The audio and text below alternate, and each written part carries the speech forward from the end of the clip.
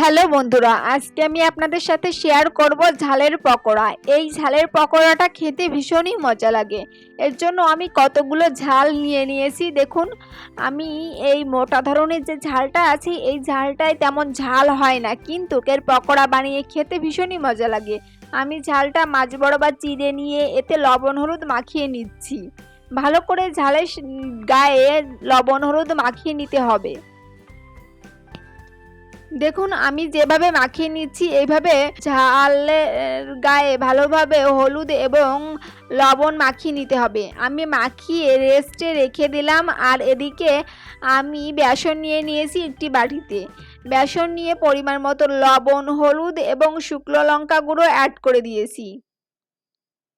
পরিমাণ মতন শুকনো লঙ্কা গুঁড়ো অ্যাড করে দিয়ে ভালো করে অল্প অল্প জল দিয়ে মিশিয়ে একটা ডো বানিয়ে নিতে হবে। তরল একটি ডো বানিয়ে নেব। অল্প অল্প করে জল অ্যাড করবেন, এতে করে তরল ডোটা খুব ভালোভাবে মিক্সড হবে। এতে কোনো দানা দানা থাকবে না। এইভাবে যদি নাকি অল্প অল্প জল দিয়ে ডোটা তৈরি করেন। দেখুন, আমার ডোটা তৈরি হয়ে গিয়েছে।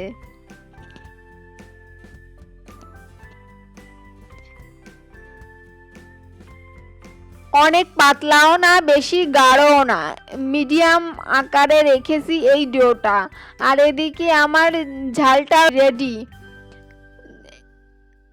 এখন আমি ভেজে নেওয়ার জন্য গ্যাসে কড়াই বসিয়ে দিয়ে তেল দিয়ে দিয়েছি পরিমাণ মতো। তেল গরম হয়ে গেলে অবশ্যই লো ফ্লেমে এই ঝালগুলো একটু সময় নিয়ে ভাজতে হবে। দেখুন, আমি ঝাল ডোয়ের ভিতর দিয়ে দিয়েছি। এখন তেলের ভিতর ছেড়ে দেব।